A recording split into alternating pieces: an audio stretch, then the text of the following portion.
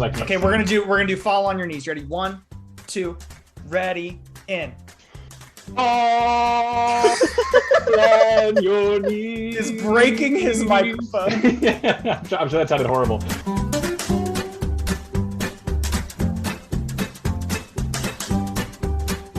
Welcome to Drafted. I'm your hosting apprentice, and as always, I am joined by my dear and very merry friend and co-host, Preston Thompson. Preston, how you doing today as we record, my friend? What are you drinking? Sleigh bells ring. I don't know why I picked a song I don't know any of the words to. That's it. That's where in the lane, snow is glistening. Glistening, yeah. Beautiful sight. Happy and then night. like we'll frolic and play the Eskimo way. Absolutely. Get it, Dan? Yep. Yes, Dan. I think that's a little, no spoilers, but I think there may be a lot of that this episode. Okay. Yeah, there might be a lot of humming and singing along.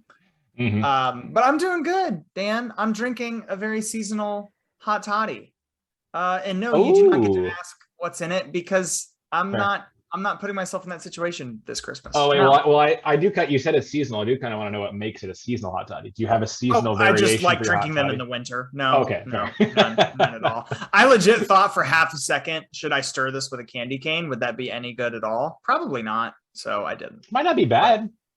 Yeah. I mean, listen, apparently, according to our Discord, you can just throw a bunch of bullshit and it's still a hot toddy. You can just throw it right down your gullet and you're like, yeah, this is still a hot toddy. No.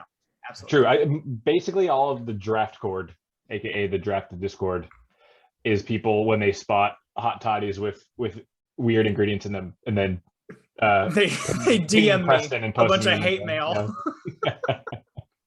Yeah, it's very toxic. And we are joined I say this week, but we're not in our weekly session. This Christmas episode, by our most northern guest that we could possibly have, the closest to Santa Claus, which feels very appropriate. We are joined by Kelsey Hayden, who's everyone's favorite Canadian on the show.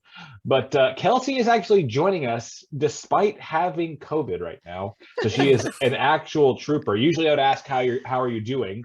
That's a pretty big negative, I would say, in the how you're doing category. Actually, it's a super big positive. Yeah, it's a big positive. Oh, nice. Hey, nice, very nice. But yeah, Kelsey, outside of the whole being caught up in this horrible pandemic thing right now and having to miss Christmas with your family for the second year in a row, that's just absolutely brutal. How are you doing other than all that, huh? If I take away all those things, then I'm doing pretty good. No, I am doing actually all right. I do have COVID, but I feel pretty much fine. So people don't need to fret over me. It is very wintry where I am, which is quite nice. We've had snow a few times, so it's looked very Christmassy. Nice. So if I didn't have a horrible virus in my body, I would feel very Christmassy. What is December snow like in Halifax? So I know in a lot of places snow gets real ugly and gross and horrible real quick and people hate it. Is it more pretty and idyllic where you are? Yeah, New York, Chicago, I don't Toronto, a lot of the big cities, Yeah, I mean it will eventually get really gross. I don't like snow after Christmas, but when we get snow, we don't get a lot of snow in December. It's not uncommon to have a green Christmas here. Yeah. But we do usually get at least one snowstorm, and I'm using air quotes because it's not super stormy a lot of the times, but we usually do get one significant snowfall before Christmas. And then whether it's actually still down by Christmas is kind of changes year to year. But it's the first few snowfalls are always so nice because the snow hasn't had a chance to get really gross and there's not giant snow piles everywhere, so it's not as inconvenient the first time. It's the first one is very idyllic and then it just kind of goes downhill. But that's nice. Still in a nice phase right now. Yeah. Well, that's good. I mean, everyone is dreaming of a white Christmas, right? Exactly. So that is nice. That is one thing I'm envious of. It's been unseasonably warm. So I'm in North Carolina now, and the last few days have felt like I'm in Florida. It's been highs in the low to mid 70s. I've really hated it. I like it to be cold. I would love a little bit of snow, but I don't think that we're gonna get that. I cannot fathom a warm Christmas. Yeah, I'm in shorts today. It's unbelievable. Wow. That's ridiculous. Yeah. I try not to let that remind me of the existential dread of why I'm in shorts, but I'm in shorts in December. It's cool. Whatever. I'll just try not to think about it.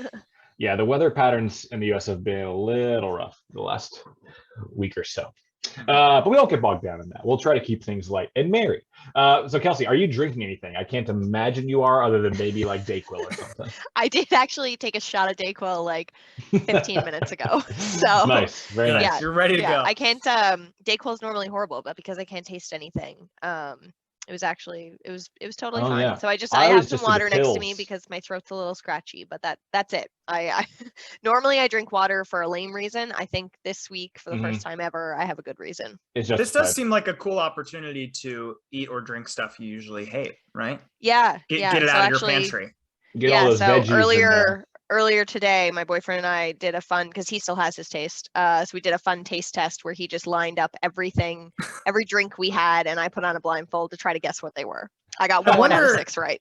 I wonder if like how like hot stuff or spicy stuff would be affected. Yeah, like, are you much more likely to be able to just down a ghost pepper or something? Well, I wonder, because like when I took the Dayquil shot, I could still feel the like. I couldn't taste it, but I could feel the way that Dayquil makes your throat feel. Sure. So I think if like a food or a drink kind of has that kind of reaction, like if it's like I don't know, if it's more than just your taste buds, then I think I would still. Interesting. I'm going to continue to explore. Oh, well, I think a pepper, because like a pepper is more than just taste. Like that, like that, you feel the hot. It'll hurt. Exactly. Mouth and lips and everything. So I would think you would not be able to eat it. Yeah.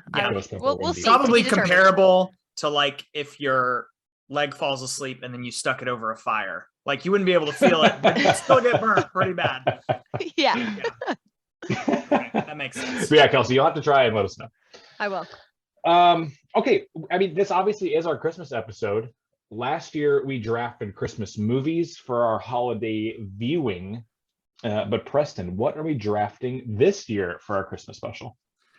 Well, we're not messing around. This is one of our episodes where we're just picking the best thing. I think we've done that with like movies a couple times with small parameters, but this is just the best thing. We are drafting the best mini album of Christmas songs. Now, there are 2 very important rules that get thrown in here that make this way harder than you would originally think. If an artist is drafted or selected, no other songs from that artist can be picked for the rest of the day. By anyone.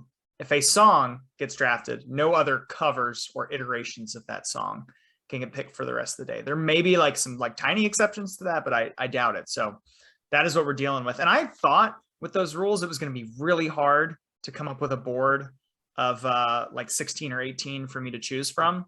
And it actually wasn't so bad. I was pleasantly surprised by how many like, I guess like helpful one-hit wonders there are out there. Yeah, there are just so many great Christmas songs. But yeah, I am, what I'm curious to see more is like, not if, we have a hard time filling out our boards. It's like, what is more valuable? Taking an artist who has a bunch of songs and eliminating all those songs from everyone else, or does that like become more valuable in relation to maybe the songs that we think in a normal draft would be the most valuable? I'm not sure. I'm really excited to see how that plays out. I do want to ask you guys before we get started, when do you guys start listening to Christmas songs? Ooh. No one is going to like my answer. Okay. Well, now we have to hear it. Yeah. Like there's kind of 2 levels to me listening to music. Me outright listening to Christmas music starts the beginning of November, probably. But wow. I always have Christmas music on my phone, like just because I have a Christmas playlist. And so if I'm full shuffling music on my phone, as like the fall goes on, I like am slower to skip a Christmas song. Wow. So like we're talking as early as September or so. Yeah, like I like Christmas music a lot. It just puts me in a good mood. And like if it comes up at in June, I'm just gonna click skip as quick as I can.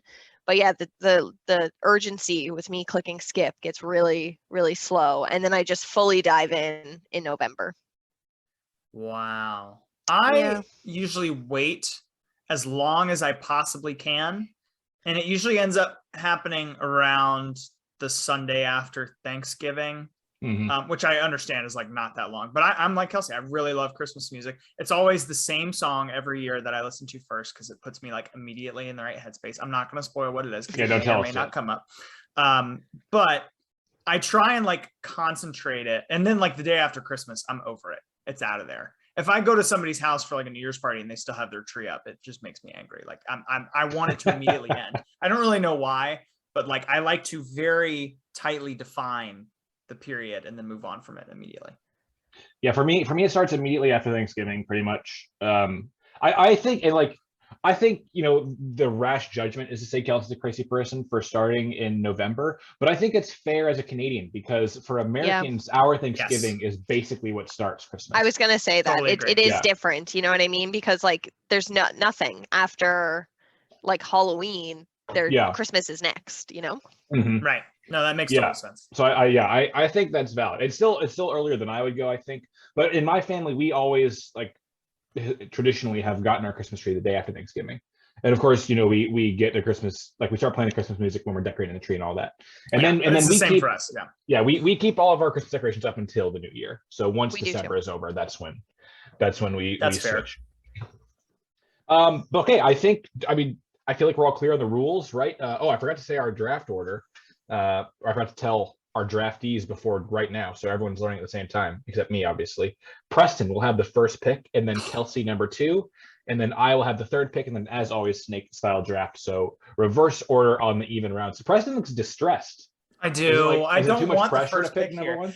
Well, what you're saying comes into play. Do I take an artist off the board so that nobody else can pick from that artist? Or do I just take what I think is like the best thing available? It's really, really hard. Yeah, well, I mean, hey, only you can answer that question now. Oh, by the way, also, when we don't do this every week, I get so rusty. I am drinking another press cider. This one's apple cinnamon because that feels very Christmassy. So that is very holiday oriented. Mm-hmm.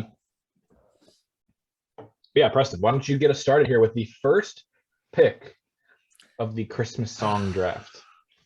Wow. It's really hard, guys. I'm just going to have to hope.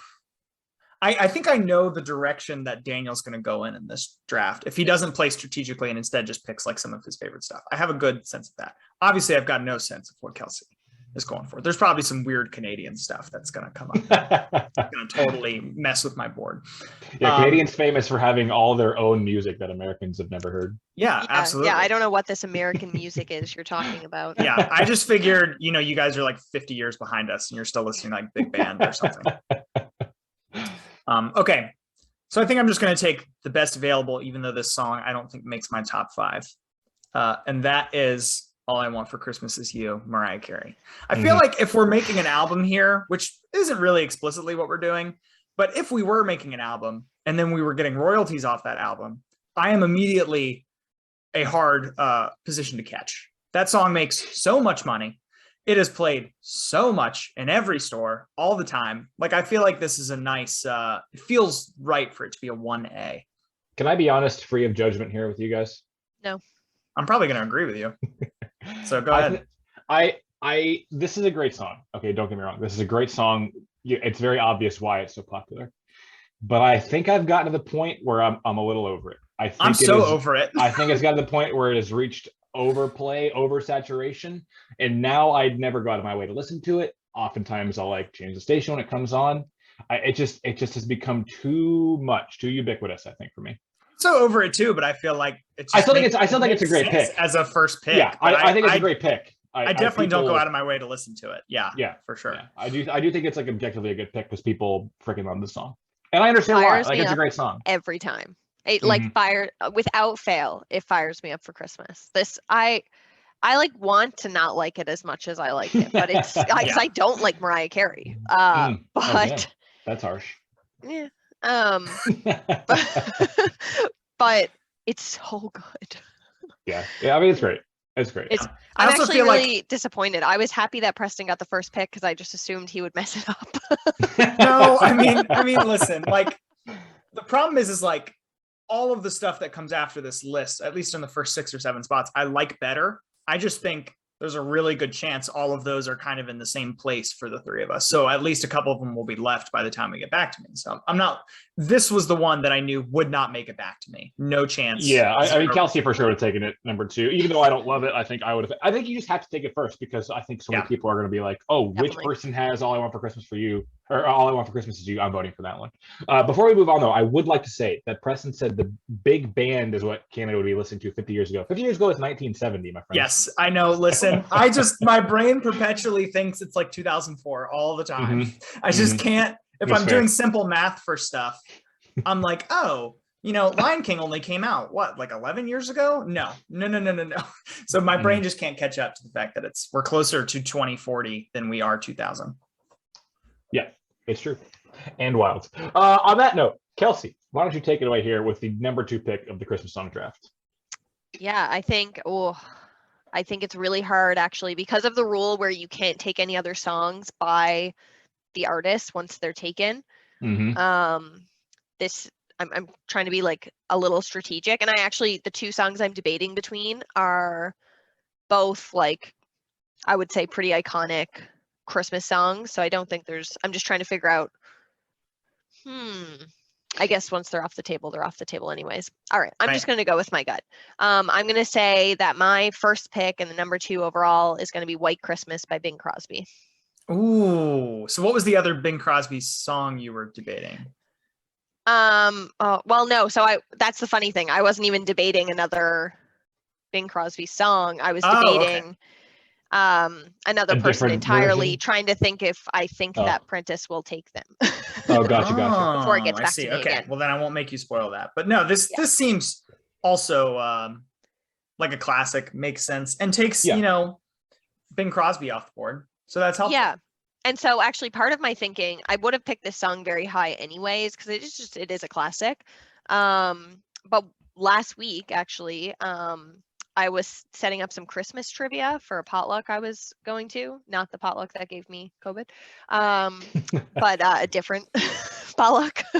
And I was looking up, one of the sections of the trivia was Christmas music. And so Mariah Carey's All I Want for Christmas is the most streamed Christmas song of all time, as you'd obviously expect. Mm-hmm. But White Christmas by Bing Crosby is the most played. Not played. What was the word? It's the number 1. Yeah, it's the number 1 by like plays or maybe by like selling or something. But like by a lot of measures, it's the number 1 Christmas song of all time. Yeah. I was going to say that if you didn't, it is the number 1 Christmas song of all time in the world, right? Which is a pretty strong selling point. The ironic thing for me is it's not my favorite version of the song. Interesting. What is your favorite? I prefer the Drifters version, which is kind of like the I don't know. I mean, it's just a different genre of music that I don't really know what I would describe it as. There's something about Christmas music that, at least in my mind, it makes you want to listen to something that's a little older and has the grain on it from the record. You know what I mean? Even on like the Spotify track, it still has the grain on it from the record. Like, and that's what White Christmas gives you, as opposed to it's very old timey, very old fashioned, for sure. Yeah, for sure. Yeah, and this is like obviously the definitive version of the song, so I feel like probably most people agree. But just personally, I don't know. I just kind of like the Drifters' take on it. Okay, I think those are 2 very strong first picks. And it's tough for me to follow up. But to me, I've had a really hard time deciding which song of this person to take. But to me, this is the most valuable artist in Christmas music. He has the most Christmas music that I think is the best. And that is Nat King Cole. Yes. So I'm going to take a Nat King Cole song here. I think if I could only listen to one artist for all of Christmas, it would be Nat King Cole easily. Agreed. No Agreed. Debate, no question, no hesitance. Yep. And I just am torn between taking what is the most iconic Christmas song by Nat King Cole or the one that I like the best. I think I'm going to stay true to my roots, and I'm going to take the one that I like the best, which is Joy to the World. Oh, okay. What would you say is the most iconic one then? It's called the Christmas song.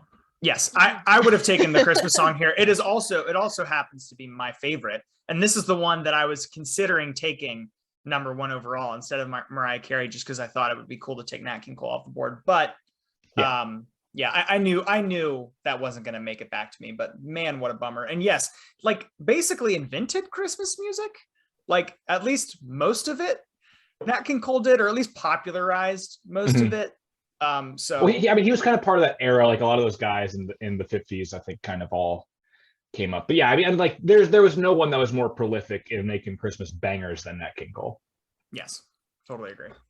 And so ultimately I decided just to go with the one I like best because, you know, it's my listening, and I figure, you know, I do get value in it when I take Nat King Cole. None of you guys can take the Christmas song, so it's Yes. at least his version of it, which is by like easily the definitive version of it. Mm-hmm. And for my number 2 pick, I am going to go up to Kelsey's neck of the woods here and go with one of those famous Canadian Christmas songs, and that is "Oh Holy Night" by Celine Dion. Ooh. Wow, that is shocking. I spent Really? a large part of today trying to figure out what the best version of "Oh Holy Night" is, and I did there's no conclude question that it that was it's this Celine one. Dion's. I Yeah, did conclude no that it was this one, but it was a very fun research project for a moment there. I think it would be a competitive second place.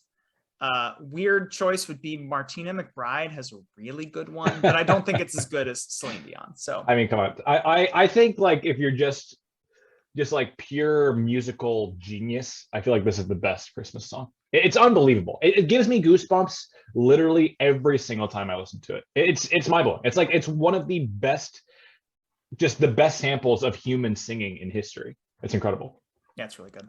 Also, I have to like apologize to people listening because on this recording, you're going to hear me typing. There's just no way around it. And it's because when someone takes an artist, I now have to take that artist whose song I had on my board and find another version of the song I could take. Oh, the yeah, artist is disqualified, not the song. So this list, more than any other we've ever done, is moving around very rapidly. Yeah, a lot of moving pieces. Yeah. So But no, Kelsey, you said that was a great pick. shocking pick. I'm curious to hear why you're so You've shocked shocked by me that. twice in a row now, actually. So Wow. like I think I'm older than both of you, but I feel like Not by much, but yeah. But like I feel like the token millennial here for my opinions on Christmas music right now, because you were like, oh, this person has the most Christmas hits, like of course he's going to be on the list, of course he's the top, and I was like, obviously that's Michael Bublé. Oh God. And then I was thinking you Michael followed Bublé it with, too, but I'm Were going to you go really? above the border. I'm going to go above the border and go to where Kelsey's from, and I was like, the Michael Bublé. boob, he's from Vancouver, so it makes sense. I probably shouldn't tell you guys this, you know, at this stage in the draft, but I don't care. Michael Bublé Christmas music does nothing for me. I don't- thought I don't have that a said this wasn't in your top 2. okay, here's the thing, guys. I was making my list today, and I was Checking it listening to some twice. Michael Bublé stuff, and I was checking it twice. Mhm. And I know nobody listening to this is going to believe me, but Daniel and I have not talked about this before.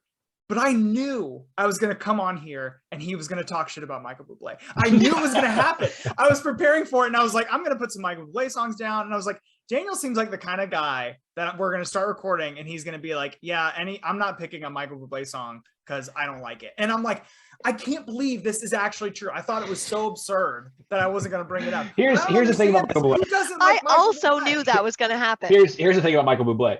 All of his Christmas songs are covers of They songs sound that the were same. done better 70 years ago. I know, Disagree. because we've already. Big disagree. So, A, that's wrong. He does have a few originals. But B, that's what Christmas music is. It's just covering the same Christmas songs. Yeah, but Totally when agree. all of his are worse, like I don't know. No. I think Michael Bublé is talented. Like he's clearly talented, but he clearly has this style that evokes music of a different era. But when you can just go to the music from that era, I'm gonna pick it every time. I don't have a single Michael Bublé song on any of my Christmas music playlists. So That is absurd. So insane. absurd. You've never like experienced like a real wintry white Christmas, Yeah. so you don't What's get it like to not feel anything?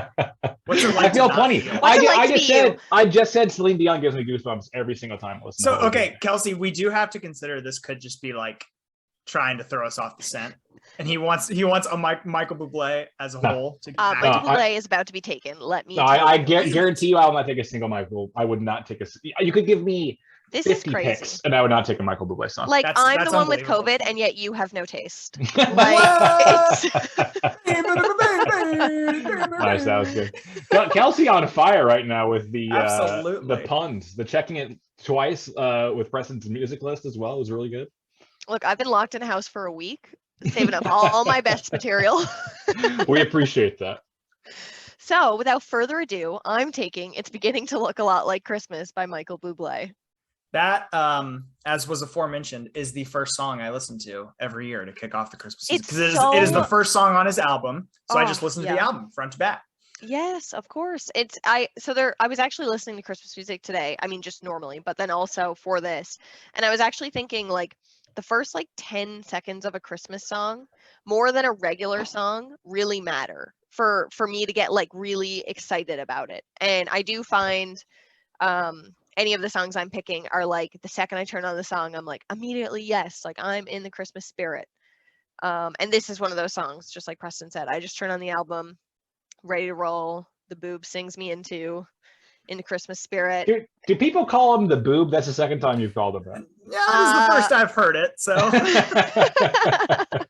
I think so, actually. I don't think I've came up with that. I got to see him live in concert, and it was very cool. I just wanted to throw that out on the show. So Daniel's hate does nothing for me. Listen. I would appreciate very much seeing him live. He's undeniably an extremely talented singer, and like he has non-Christmas songs that I do like, and I appreciate his talent immensely. I just think personally, like all of the songs that he do, including it's been like Christmas. There are like a lot of versions of the song I would take before Michael Bublé's personally. Wow, it must be horrible to be you. It's great. It's really great. Wow. All right. Well, it comes back to me now, back to back. And as I could have predicted, it's a real struggle here because I'm trying to maybe take some big artists off the board while also getting some good songs. I don't want to overthink it. So because I get 2 picks, I'm going to do one of each then. I'm going to take who I think is a one-hit wonder, unless there's something I'm unaware of. And then I'll take a big artist. So we'll start with the one-hit wonder so I can put in more thought to my second pick. And I'm going to take the original Bobby Helms version of Jingle Bell Rock. Feels right to me at this spot. I think that's a good pick. It's funny actually when you start looking up Christmas music, there's like the one version of each song that you have in your head as the best one or as like the right one. And then there's so many of these one-hit people that I'm like, who the heck sings that one? And I had to like look it up to be like, wait, where is the version that I'm playing in my head? Because I don't know who that person is because, this is it like for them in my brain. Right. Now, and this was one of those. Go ahead, Preston. No, it was the same thing. I was shuffling through and I was having to listen to the intros to the songs to be like, okay, yeah, this is the correct version I am currently thinking of. Yeah. So now you guys are in a big battle, clearly, for the people who have a more millennial taste in their Christmas music. And I think that is because Jingle Bell Rock was surged in popularity as a result of the movie Mean Girls. Yes. Yeah. Because of their dance routine and the Christmas, performance thing or whatever that they do in that movie. I mean, this song's also just in like a ton of movies. It sets it's obviously a classic. It's a classic. But I think people our age probably have a stronger tie to that song than they would otherwise because of that movie. I certainly hope so. All right, so next I'm deciding between 2, but I'm thinking about balance here, and I want to go towards something that's a little more record grainy and a little slower. And I'm going to take one of my favorite Christmas songs that I think might be a little more deep cut. So I hope you guys are with me on it. But I'm going to go with Dean Martin's version of Silver Bells. I love getting Dino in there. My only mistake might be that I could have gotten this later, but I like it so much that I wanted to go ahead and lock it in. Yeah. I like that. I think my Dean Martin song would have been Let It Snow, personally. Yeah. Yeah. For sure. But I mean, just an iconic Christmas singer. So I love that you get him here. I like that. Yeah, I needed to slow it down a little bit, It is interesting trying to balance like what the 6 songs are like together. Right. But I think I tend to, in these drafts, I always kind of worry about like the story of the 6 more later in the draft. First, I just start taking the things I want, and then eventually I'm like, what am I missing, or what? Yeah, like, and then eventually you end up with 5 different Harry Potter monsters that will kill you in the blink of an eye, and you realize, this is a very deadly place. Who won that? We don't need to rehash it. We don't need to go back down that road. It was me. Down that diagon. So I'm gonna go with. Okay, I'm looking on my list. I'm kind of torn between one of my favorite Christmas songs. Kelsey, can you just hold on one second? No. Daniel made a really good joke, and I want to make sure that people listening realize that I heard it, because people are going to message me and be like, "That was a really good joke, and you missed it." Where he said, "We don't want to go down that die again alley again." That was chef's kiss. So, anyways, we can move on now. You guys don't have good job. I caught it. I heard it. Nice. Wow, everyone's so funny today. So yeah, I'm torn between a Christmas song that is one of my favorites that I don't know that will get me a lot of points in the draft. Well, why don't you just roll the dice? So let's find out. No, I'm gonna wait. I'm gonna roll that dice later. Potentially. But this is also a Christmas song I really like. Again, I love Christmas music, so it's all good. There's only like 2 Christmas songs that I hate all versions of. Yeah, I want to discuss that too. I think we can probably say that for the second half of the show. Yeah, yes. I have a feeling that might be one of the things we actually all might agree on. I hope it is. Anyways, we'll get there. What I'm going to pick for this, my third pick, is an interesting song because it came out in the 80s, but it didn't actually hit the charts until 2017, which I also learned from my Christmas trivia last week, which is Last Christmas by Wham. Oh man, God, I hate this song. So me too, Preston. I fucking me hate too. This song. This is what I most hated. So I used to hate it more. I used to not like this, and then I don't know what it was that made me. There's also got to be a better version of it than Wham, right? I think it's the iconic version. This is definitely the iconic version. Yeah. Yeah. Anyways, I thought it was interesting. That is interesting. Really I wouldn't have guessed that. I wouldn't have guessed that. Yeah, so it came out in 1984, and then it hit the charts for the very first time in 2017. Wow. That's amazing. After one of the guys from Wham died. So it was like very sad. He never got to know. Yeah. Anyway. I also fucking hate this song. I never listened to it. I'm sorry, Kelsey, but I do think it's like objectively a good pick. I think a lot of people love this. Like our good friends over at Friggin' Nerds Media, check out their podcast for sure. They are our sister, family, brother podcast over there. We do love them. But they also did a Christmas song draft in their, I think most like 2 episodes ago maybe. And I can't remember who it was, but one of them took Last Christmas with their first pick. Wow, that's crazy. Floored. That is spicy. Yeah, that is very love spicy. This song. People love this song. Yeah, I don't know if people hate it as much as Preston and I do. I really can't stand this song. Yeah, there are only a couple that I'm sure we'll get to in the second half of the show that I will switch the radio faster than this one. Yeah, same. I never listened to it, so I do apologize, Kelsey. I would never try to take it away from you. I'm glad that you have it and that you love it. I know that a lot of people agree with you, but there's just something about it. I like the whininess of it. I just can't stand. All right. I am shocked that this person is still on the board, especially because when we were discussing this, Kelsey said that they basically only like 3 people who do Christmas music. And when those 3 people, when they're off the board, she doesn't listen to Christmas music anymore. And somehow Frank Sinatra is still on the board. Damn it. This is who I was trying to decide between this and Dean Martin and Frank Sinatra. Is like, who should I take here? And I thought Dean Martin was the right way, but that makes sense. Now, the tough thing here is maximizing the value of Sinatra. He has two real options here, I think. And maybe 3, honestly. But I think the 2 biggest ones are Have Yourself a Merry Little Christmas and Let It Snow. And I'm trying to think which one I love both. I mean, both are great and iconic. But I think I am going to go for Let It Snow because Have Yourself a Merry Little Christmas is like a little sad sounding, and not everyone's is feeling that at Christmas time for their Christmas music. So yeah, I'm gonna go Let It Snow, Let It Snow, Let It Snow by Frank Sinatra. If I had taken Frank Sinatra, I probably would have taken Jingle Bells because it's the only version of Jingle Bells I actually listened to. Oh really? I don't think I like his version. Isn't his version like Jingle bells? Yeah, I'm not a huge fan of that actually. I think I've been indoctrinated on this through my in-laws. They listen to this all the time. But I think like yours would probably end up playing a little better. So I'm more just bummed you get Sinatra. I'm stunned that I get him at the end of the 3rd round. I mean, that really feels like a huge steal to me, like just objectively speaking, especially considering I like you take Dean Martin. I think most people would I think, I mean, I could be wrong on this, would take Frank Sinatra before Dean Martin in a Christmas music draft. I mean, on general music, yes, but I think on Christmas music specifically, I think it's really close, and I think Dean Martin would get taken more often, but I'm not sure. Okay. All right. That's a nice bonus poll if you want to throw that out there. Yeah. That is a good bonus poll. I'll have to write that one down. Okay. Now what's next here? I think It's hard for me to know what you guys are going to take. You know what I mean? It's really hard. And it's hard to know what to value the most. But I am going to go.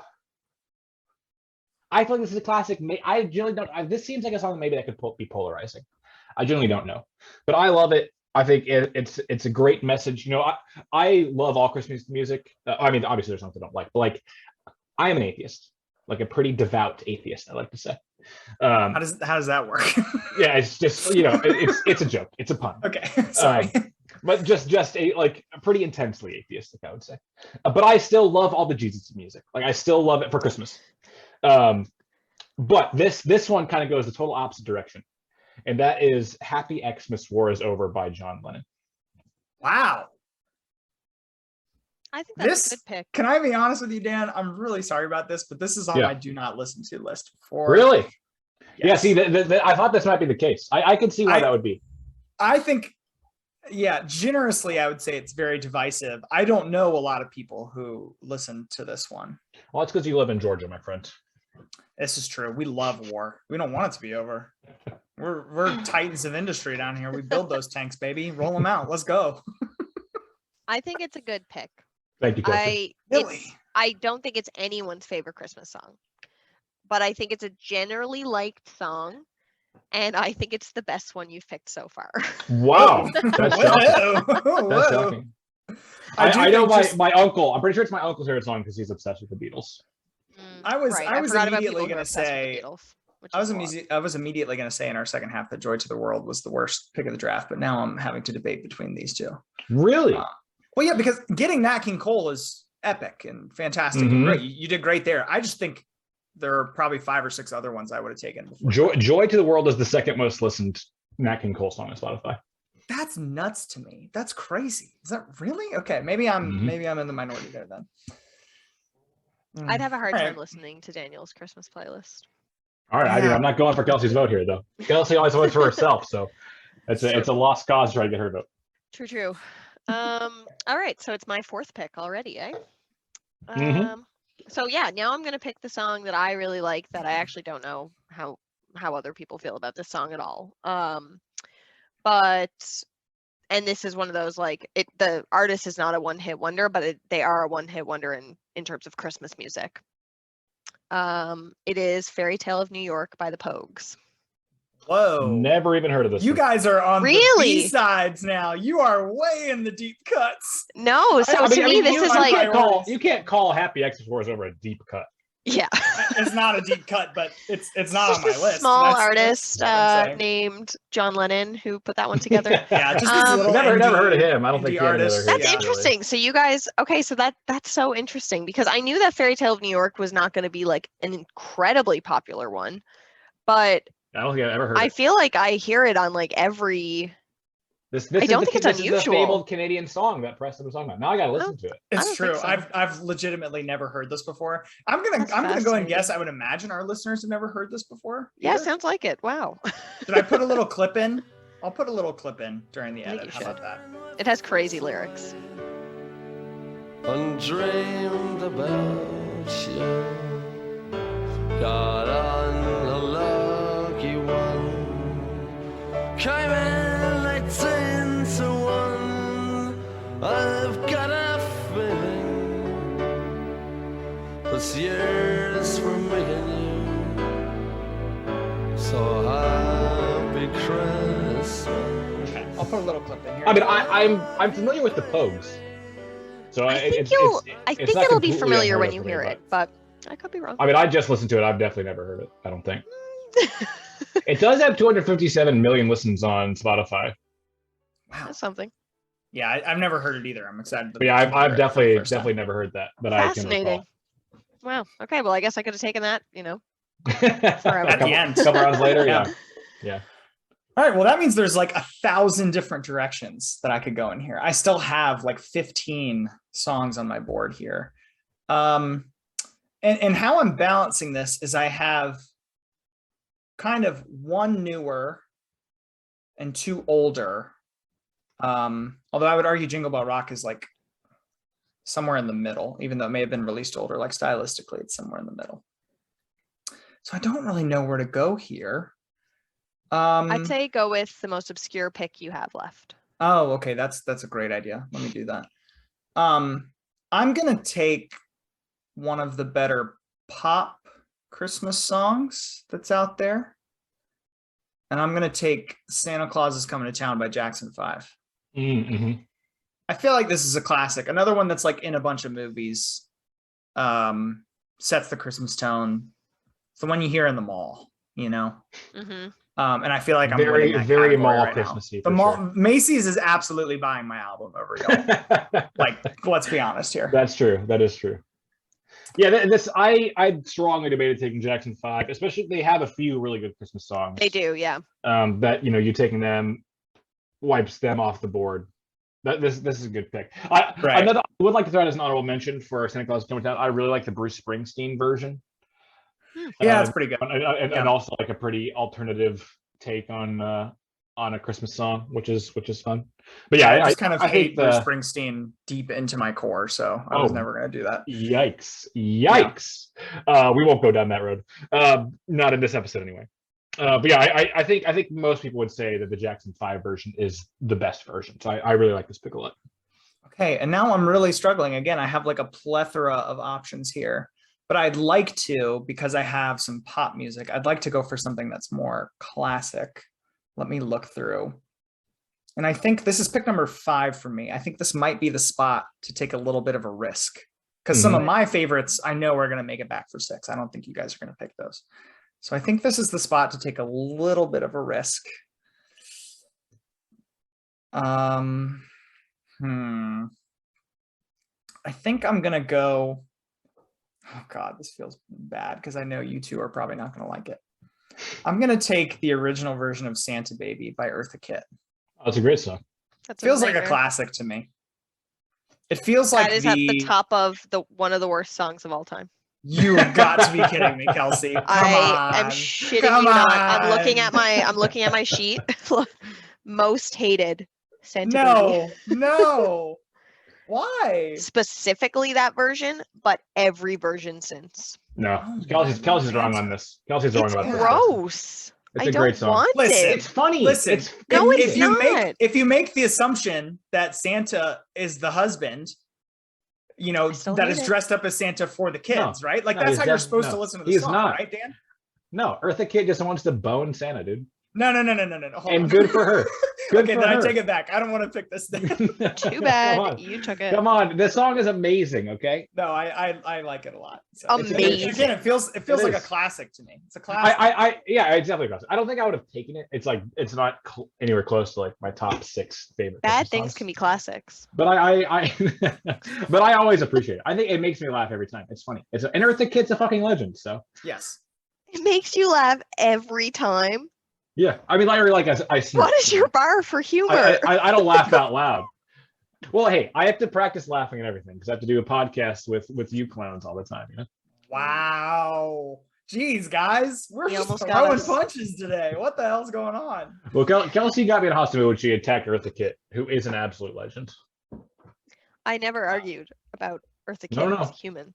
I don't know. Sounded like you kind of hate Eartha Kitt. Yeah, you can take that. Right. Wow. So it's my 5th pick. Okay. It is your 5th. It is actually crazy. This is the first time I've had like I have like 10 or 12 songs left that I could pick. It is very interesting to see. There's just so much Christmas music. There's a lot more than I thought there would be. Yeah. Mm-hmm. Okay. So let me see what I already have. So I have that pick that nobody knows about, and then 3 pretty big ones. Okay. So I love Christmas music and I love Christmas movies, and this is specifically from a Christmas movie. It is a specific version that was remade. I know what you're taking. Yep. Yeah, you do know what I'm taking. It's not the one from the act that's actually sung in the movie, but it's like the version that was like released with the movie as well. On the radio, yeah. Yes. I'm taking Where Are You Christmas by Faith Hill. This song is a freaking banger, baby. I don't think I know this that song goes so hard. It's crazy. Like the buildup is like ridiculous. It's so good. And it's funny because the lyrics are like whatever, Yes. but it is a banger. Like it is just straight like up a banger. Faith Hill decided to do a Celine Dion cosplay, and this is what she came up with. Like Right, it I need absolutely to listen to freaking this. slaps. You have not heard It this? is. Oh my god! This is what happens when you're raised on country music in the South. It's from the Jim Carrey Grinch. Yeah. Is that what it is? Yeah. So basically, Okay. like Cindy Lou Who in the movie Yes. sings This is it, a but lot then of, like released with that was this version. Gotcha. This is a lot of country people's favorite Christmas song because it's it was played on country radio for like most of my life. Right. And yes, it's just it goes so hard. It's so epic. The thing is, for me, there's like just really no part of me that likes any part of that movie at all. And I know it's very popular, but that's fair. As like a Dr. Seuss purist who grew up watching like the animated version, the animated TV special, I don't know. Like, why'd they make the Who's sexy? You know, that always felt weird to me. It's a good question, but I mean that when it is very weird. When one who loves another who. Now that you mention it, you get baby Who's. Now that you mention listen, it, I actually not was thinking about the Grinch the other day. Sex, but I don't need to see like their massive cleavage and Jim Carrey Grinch like falling face first into. But you know what? Apparently, you know, for this capitalistic empire that we call America, that wasn't enough. And in the next version, they had to make the Grinch sexy with that crazy live action special where the Grinch had a whole sexual number. What the hell's going on there? I'm not aware of this. What are you talking You're not about? aware of that? It was the teacher from Glee playing the Grinch, and he had this really weird sex number where he was just singing to the audience and doing a lot of touchy-feely stuff, and it was super weird. That's fucking weird. I don't even know that you could find it on the internet. I feel like they have scrubbed it from all existence, but yikes. Definitely try. That sounds pretty bad. Yeah, so this is two songs from Kelsey that I just don't know. I think the Grinch is interesting because, in my opinion, all the versions that have been made have been good. They've just been very different. So, like, I loved the cartoon version as a kid, and if I had to pick between the three kind of main versions of the Grinch, I would pick the cartoon version. Sure. But I thought the Jim Carrey was one of the few times that a live action version of a cartoon has ever been like good. And then the one that came out like 3 years ago, the Benedict Cumberbatch one, I never saw that one. So that one, I only saw it last year, and I was like, why are they making this again? And I mean, I still kind of wonder, like, why would you make a third version of a movie? Yes, money. People went to see it. But what I did, went to see it. But what I did like about that one is the way they make Whoville look is actually like the animation in that one is just like really incredible because animation is so good now. Like the Grinch's fur is like crazy good. And like the way they make Whoville, there's like lots of like sledding and like, I don't know, it's very cute the way that they do it. So that one was kind of entertaining in its own way. But I do agree that the cartoon version is the best version for sure. Yeah, like the original, like Boris Karloff voicing the Grinch and narrating version. With the iconic song, the Thurl Ravencroft song, which has not been picked yet. And also just Max in the original version. Oh, so good. So cute. So good. The cutest. The best. Yeah. Really good. All right, Dan. Okay. I'm glad we were able to pivot to just talking about the Grinch movies there because I have absolutely nothing to say about Where Are You Christmas by Faith Hill because I don't know it. So that was good for content. Okay. These are my last two picks. I just don't know. I mean, there's so many Christmas songs I like. I don't know what Christmas songs other people like, and what is most valuable. Clearly, because I got absolutely ripped to shreds for my Happy Xmas Wars over pick. That's by me. It was a decent and you don't care about my opinion anyways, so that's fine. That's true. Kel, well, no, I do care about your picks. I think Preston's having a pretty strong draft so far, actually. Definitely better than Kelsey. I mean, it's not even remotely close. That's so funny. Okay, so I think I will go with another classic. I'm gonna go Holly Jolly Christmas by Burl Ives. Yep. Very and nice. This one is just like if you were just trying to pluck a song that is like the most essence of Christmas, like the essence of ideal Christmas, I should say. I feel like Holly Jolly Christmas is right up there for that. It's from the Rudolph, like the original Rudolph movie. Also, fun fact, kind of. Burl Ives is from this very tiny little town in Illinois where my grandmother lives. Oh. And there's this very, very small bridge. It's generous to call it a bridge at all because it's basically just over a ditch. But it is called the Burl Ives Bridge, and I drive over it every single time I visit my grandmother. No way. Yeah. That is a Very fun cute. little And there's like a statue of him in the town. And he's like, this town is a population of like, I don't like less than 1,000 people, like 1,000, 2,000 people somewhere. Definitely less than that. So very small, and he's just like obviously the biggest fish to ever leave that small pond. So that's kind of cool. This is a great pick, by the way. Thank you. It definitely gives you a nice rounding out of your team. It was one of the ones I had in A tier that was still left, but I've been staying away from to try and go get some more variety because I feel like I have Jingle Bell Rock and like they feel like they occupy the same space to me, so I skipped it, but still very good. And so with my last pick now, I think I have room to go a little contemporary because you guys have definitely done that and I really haven't. And this one is maybe off the beaten path, but it's an incredible song. It's really just so good and unique. And that is God Rest You Merry Gentlemen by Bare Naked Ladies and Sarah McLachlan. Have you guys ever heard this song? No, what the heck? What? It's you so good, about? Preston. It's so good. Listen to it right now. It is Listen good. to it right now. Okay, hold on. I'm actually going to do this then. It is good. Wait, by Bare Naked Ladies? Yeah. We're going to put the podcast on hold so Canadians. Preston can listen to this. Yeah, more Canadians. That's true. I'm What leading the the draft in hell? Canadians right now, for sure. Bare Naked Ladies. And did you say Sarah McLachlan, like the lady from the dog commercials? Yeah. Okay, I'm listening right now, this very second. You guys are going to get a live reaction from me. Yep, he's dancing to it already. Bare Naked Ladies, just for the record, like very fun. Yeah, they are. Like- They are very fun. Yeah, really fun music. Very They funny. made a very fun and good Christmas song. Like, who would have predicted? This is tight as hell. It's really good. I gotta say, when you said Bare Naked Ladies, this is not what I thought I was gonna No, get. I know. I It was doesn't sound anything very like, much ready to trash you, it's but this bad. is okay. I'm sold already. That is super cool. I love It that is a good. lot. Yeah, it really hits the like good first few seconds part. Mm-hmm. Yeah, that I was talking about earlier. That's a jam. Love that. Okay, very cool. It is Nice a job, jam. Dan. Thank you. I'm glad I could introduce it to you. Yeah, that's wild. Yeah, that is a jam. That's to me your best pick. Wow. I mean, it's a great pick. I feel like it's what off the I've beaten learned. path, so I'm glad I could get it in the sixth round. I feel like what I've learned over like however many episodes we've done in the show is like for your last pick, you should take a thing that a very small section of people will feel like is a steal, right? Like you're going for the really very niche thing. Yeah. And I'm sure that is a bunch of people's like favorite Christmas song because they maybe don't like listen to the old style music or something and they want something that sounds a little newer. And like, so I'm sure you got at least a few people in there. And if you're like Preston and have not heard it before now, I highly recommend you listen. It's really very good and like I said, quite unique. It's a very fun and dancey little take on a classic Christmas song.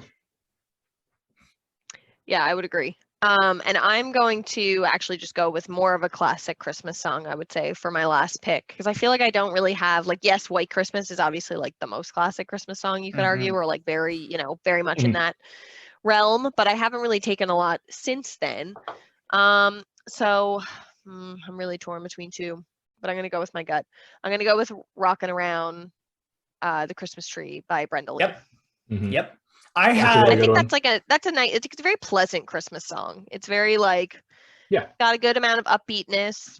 I don't think I need to explain it much. No, I had this one, Jingle Bell Rock, and what was the one you just took, Dan? Holly Jolly Christmas. Holly Jolly. Yes, I had them all kind of in the same pot, and I figured Totally. if I got one, I didn't need to get the other two. So Yeah, it feels kind of appropriate that we all ended up with one because they feel like I said, they occupy the same space. Definitely. Yeah, like I love that. that pick. I think that's my favorite pick of Kelsey's. My favorite, I guess Kelsey's favorite pick of mine was my last pick. Likewise for the other way around. Lovely. Okay, well, I have 1, 2, 3, 4, 5, 6, 7, 8, 9, 10 left.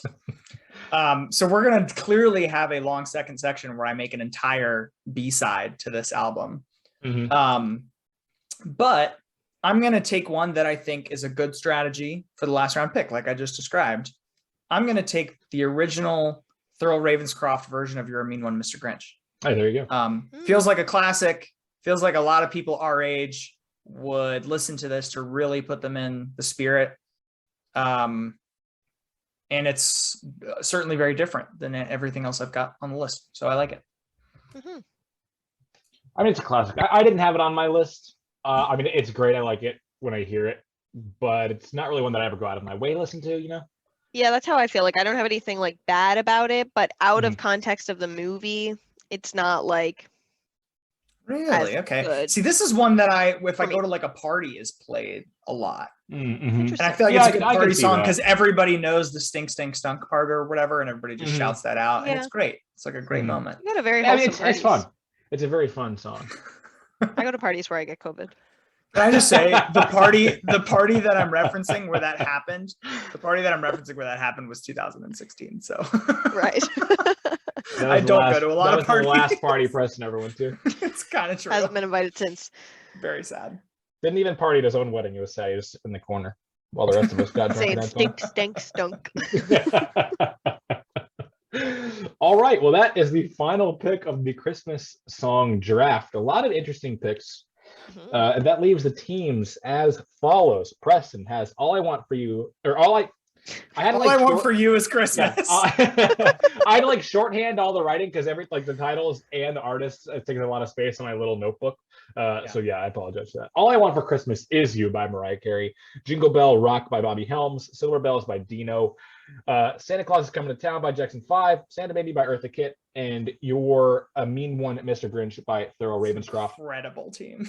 Kelsey ends up with White Christmas by Bing Crosby. It's Beginning to Look a Lot Like Christmas by Michael Buble. Last Christmas by Wham. Fairy Tale of New York by the Pogues. Where Are You Christmas by Faith Hill. And Rockin' on the Christmas Tree by Brenda Lee. And then I end up with Joy to the World by Nat King Cole. Oh Holy Night by Celine Dion. Let It Snow by Frank Sinatra. Happy Christmas War is Over by John Lennon. Holly Jolly Christmas by Burl Ives. And God Rest You Merry Gentlemen by Bare Naked Ladies and Sarah McLachlan. So obviously we have a lot to talk about. What songs do we hate? What songs do we not get to pick? We'll talk about all that in the second one.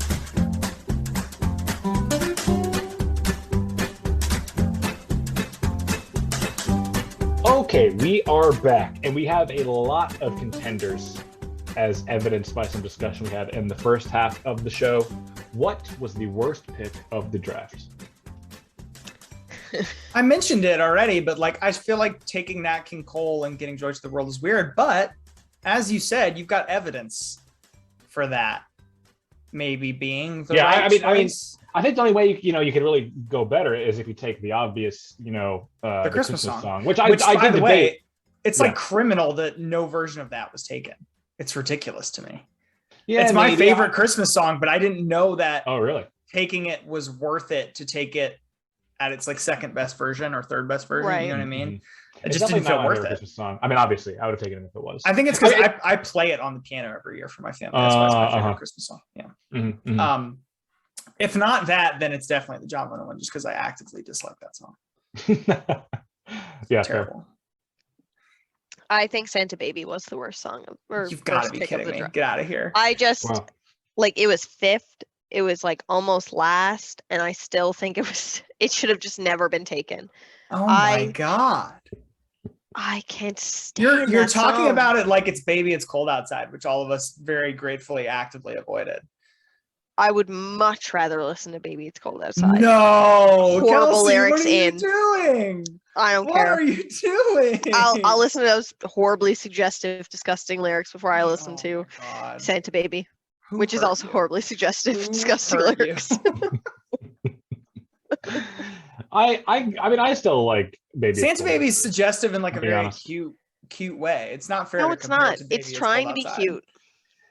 Kelsey, why are you so opposed to the sexual empowerment of women? Yeah, I Kelsey, hate tell us. women. That's what it is. That'll do You it. said it on record. I have been waiting On for a record. draft to finally talk about this. Well, you heard it here first on the Drafted Podcast. Kelsey Hayden saying the quiet part out loud. Well, I think the worst pick has to be the song that neither of the two of us had ever heard of, which is "Fairy Tale of New York" by the Pogues. And then, like, we listened to a little bit of it in the break. It doesn't sound like a horrible song, but I just think, just like objectively, I feel like the worst. Unless strategically, it seems I weird. thought more people knew it. It's so interesting. I mean, how like. It is surprising to me because, as I said, it has over 250 million listens on Spotify. I wonder if it's like, because the Pogues are an Irish band. I wonder if it's like more of like a UK kind of listening thing. Definitely I'm not Do sure. do they celebrate Christmas? I thought Christmas was just America. No, we invented it though. The Americans invented it. Okay. Yep. Yeah. Absolutely.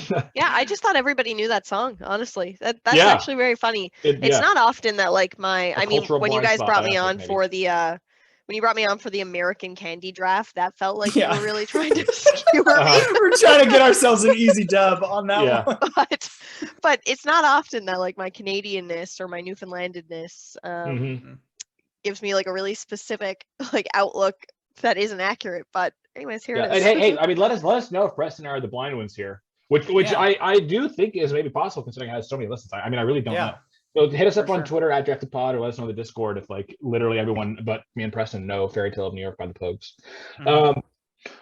Now I think we all had a lot of these, so try to limit it. Just give me a few here. Which songs did you want to take and just rain out a room, because we all like dozens and dozens, if not more, Yeah. songs and can only take 6 each. Okay, I'm gonna sprint through these real quick. First of all, crazy that the Christmas song wasn't taken, but that's okay. I saw a TikTok because Kelsey is our resident TikTok person. I'm wondering I if love like this maybe TikTok. came. Oh yeah, across Kelsey her kind of went TikTok viral on desk. TikTok recently. Did you go viral on TikTok? What'd you do? That's I mean, so not really. inaccurate to what's She got like happening. she got like 1,000 views and a couple hundred likes, which is pretty That's impressive to that's me. My pretty cat good. did. Yeah. But yeah. Oh, your cat did. Okay, well that doesn't count. What? There was a TikTok that came across my desk saying 50 years from now, what's a Christmas song that came out in the last 10 years that people are still going to be listening to?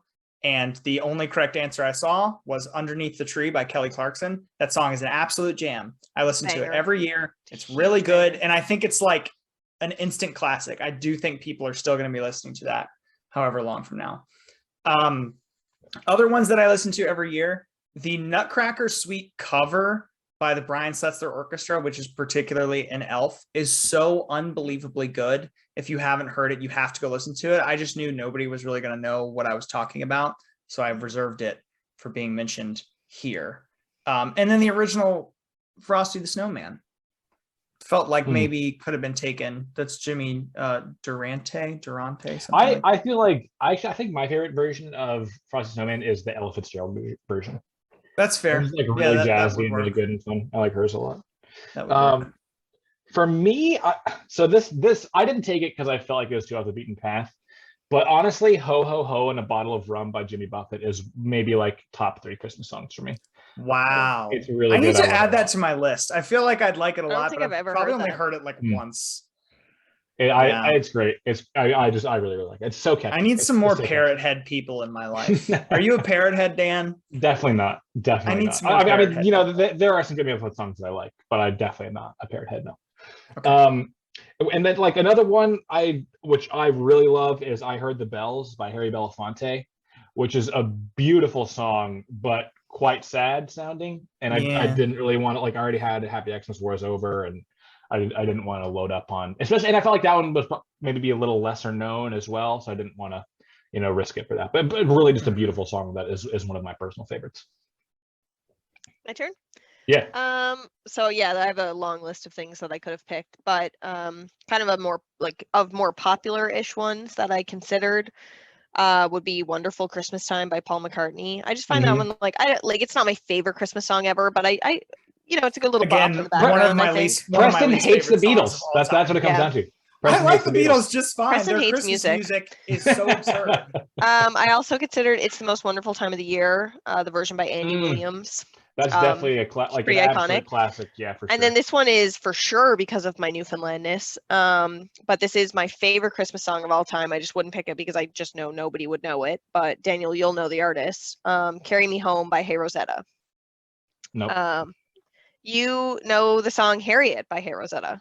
Oh, okay, yes. That's way off the beaten path. Yeah, so Hey Rosetta is a band from Newfoundland. That they were pretty popular, but maybe they you told me that, I just don't remember. I did. They are they were pretty popular. They're not together anymore, whatever. But they came up with a Christmas EP. I think it came out in 2012, probably, or 2011, a few years before I moved away from Newfoundland. And one song is called Carry Me Home. And the very first time I was flying home for Christmas after moving away, the plane played this song as we were like landing in Newfoundland, this like Newfoundland Christmas song. And then I went to every one of Hey Rosetta's Christmas shows. They did a Christmas show every year. I went every single year that they did it. And it was just like, to me, it's like the most like I'm home for Christmas song. I know the people in the band. Like That's very sweet. just the most, it's very, very special to me. And I will bet that actually like most Newfoundlanders would agree that it's like one of their most played Christmas songs. But I'm very aware that like the people who listen to this podcast would not overlap with the people that know this song. But I would highly recommend that people go listen to Hey Rosetta, that band, because they're really, really good. Yeah, Harriet is a great song. That's like one of my Harriet is like favorite songs. One of their best songs, I would say. But yeah, they're all of their songs are really good. But Carry Me Home is like their iconic Christmas song, and I love it so much. I will check that out. Yeah, there are a lot of like off the beaten path contemporary ones that I like a lot. Yeah. Like Fits in the Tantrums had Santa Stole My Lady, which I think was featured in an episode of New Girl, and that's how I discovered it. Really like that one a lot. Yeah. Yeah, where you hear the song is a big part too. If you hear it in a TV show, like I always like River by Joni Mitchell, and that's in Love Actually.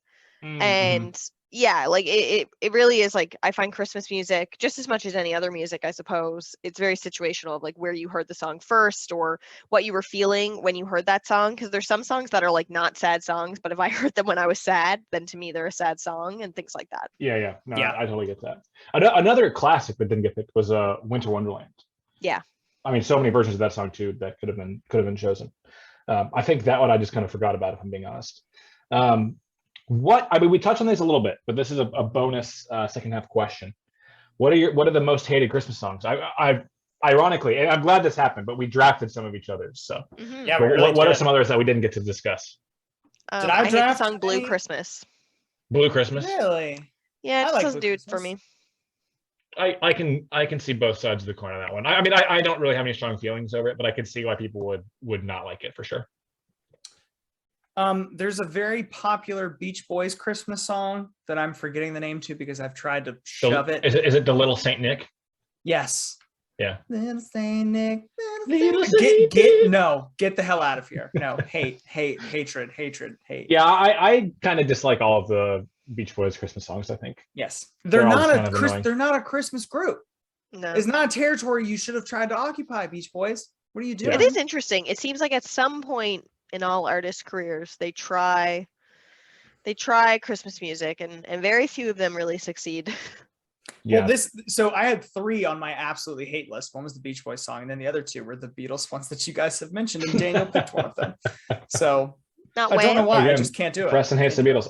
Oh yeah, I Last Christmas is one of my most hated. I also really hate a lot of the kind of like I guess intentionally dorky kind of Christmas songs, like Grandma Got Run Over by a Reindeer. Yeah. Can't stand that song. There's one that I have only recently discovered, like Dominic the Donkey is one that's like I find extremely obnoxious. So ones that like kind of like, you know, Rudolph? Like the tacky. No, I do like Rudolph. Okay. But the ones that are just like kind of, you know, like the intentionally tacky. Totally. I really do not like those. Also, anything by Pentatonics or whatever. Yeah, so we're playing. So okay, Straight No Chaser. Straight No Chaser is the a cappella band for Christmas music, not Pentatonics. Straight No Chaser. Silent Night was on my list, and I absolutely would have taken that because it's the only version of Silent Night that I really, really like. But yeah, I used to listen to some Pentatonics Christmas music, but no, pretty bad actually now that I come back to it.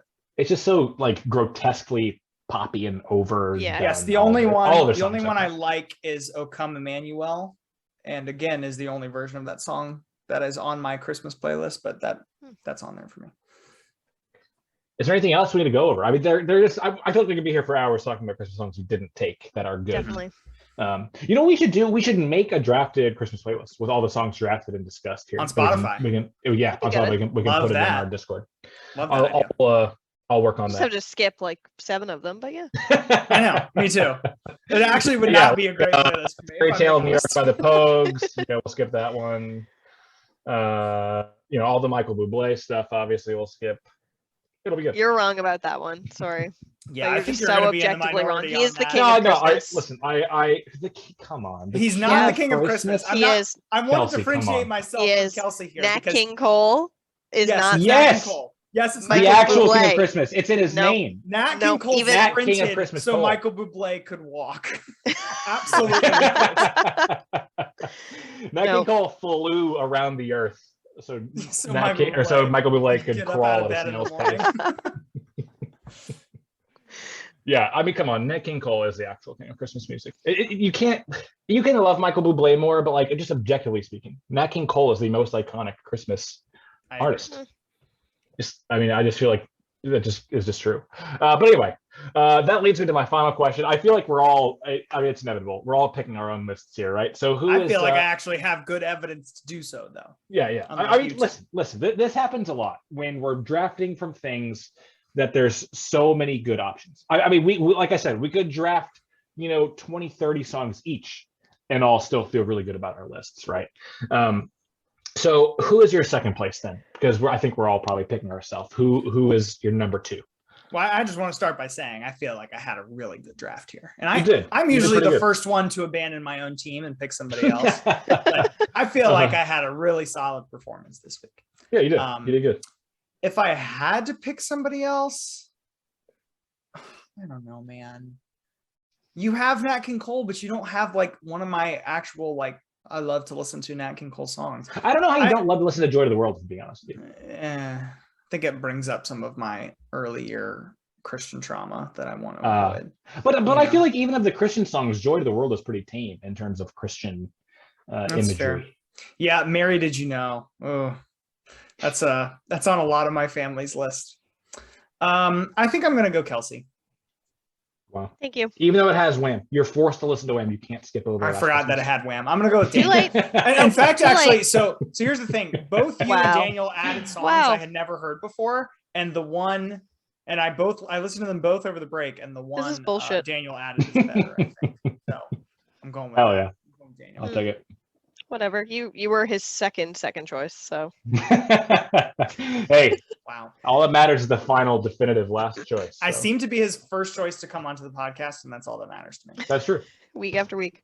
Mhm. And I would not say, just because he's the one who edits it. It's not the only reason. No, definitely not.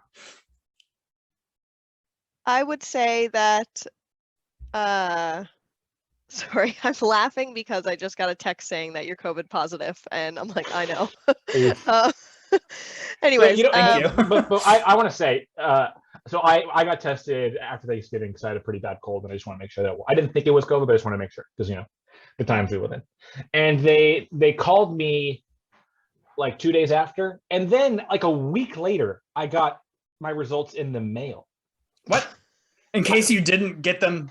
Like who is waiting a whole week to get their COVID results? that's funny. I've only Very gone odd. to testing sites where I know before I pull away in my car. So Yeah, so I wanted the rapid test, but didn't have it the place where I went. So okay. but yeah, Interesting. that one was weird. Anyways, my second choice as I think it's probably Prentice, but What? I say that reluctantly. How is I this don't possible? I don't like either of your playlists. I think they're both good playlists for how is it possible? Because you picked Santa Baby. Oh my God. But both of the playlists are fine for in the background Christmas music. But I wouldn't sit and listen to either of your playlists if that was my main activity was listening to Christmas music. That's crazy to me. There's not a single Christmas song that elicits a more active listen than "Oh Holy Night" for me. I like mime singing it with all my might every single time it comes on. I mean, I actually will give us agree a with little you there. sample? It is a participation song for sure. Yeah. Hit us with 4 bars, Dan. I don't. Here's the thing. I don't actually sing it because I can't. Okay, we're gonna do Fall on Your Knees. Ready? 1, 2, ready, in. Oh, on your knees. He's breaking his microphone. I'm sure that sounded horrible. Now Zoom asks, playing music? They thought I was actually playing music. That's pretty good, right? That is good. Yeah, it is pretty pretty good. good. Good job. Yeah, there's no way that sounded good. You'll have to take that out. No, definitely not. It's staying. My poor microphone. It's gonna be my ringtone. I should have backed up. If I backed up. Yeah, you leaned in. Yeah. It's just You leaned in for it. Kind Yeah, of Kelsey's right. gets you to lean into it, Okay. We're done, right? We're done. Oh, I have to give my second. It's definitely Preston. It's easily Preston. I'm so glad you didn't have to think about it too much. I didn't at all. I mean, it was decided like 3 picks in, basically. I mean, I won't turn off a Michael Buble song, but I would never, like, as I said numerous times, I never got on my way to listen to Buble versions of songs. Really disliked Last Christmas. Never heard of Fairy Tale New York. Had never heard Where Are You at Christmas. And I mean, I like a bit different version of White Christmas better too. So Kelsey just didn't hit any of my notes really until her very last pick with Rockin' on the Christmas Tree. So I'm sorry for that, Kelsey.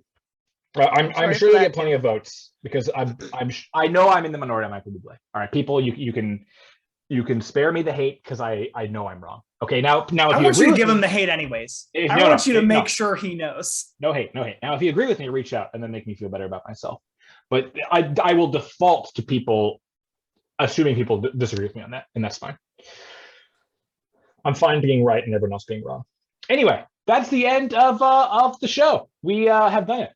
Thank you so much, Kelsey, for coming on, despite having COVID. That's what a trooper, as I said. Yeah, to introduce. pretty incredible. So yeah, the dedication. Yeah, definitely gives you a leg up when we eventually not because draft our best guests of drafted. True. It's not because I'm home and have nothing to do for the next 2 days. Let me tell you that. Definitely not that. Definitely not that. The scheduling conflicts were a lot with Kelsey. It was tough to get her on. Yep. But no, sincerely, we very much appreciate it and hope you get to feeling better soon. And Merry Christmas, everyone. Preston, is there anything else? Oh yeah, I mean, we'll put up the poll, obviously. The poll, so be sure to vote. Let us know which of us has the best Christmas playlist, and be sure to blast us in the Discord. Blast us in the Discord. That's the spot to tell us how dumb we are.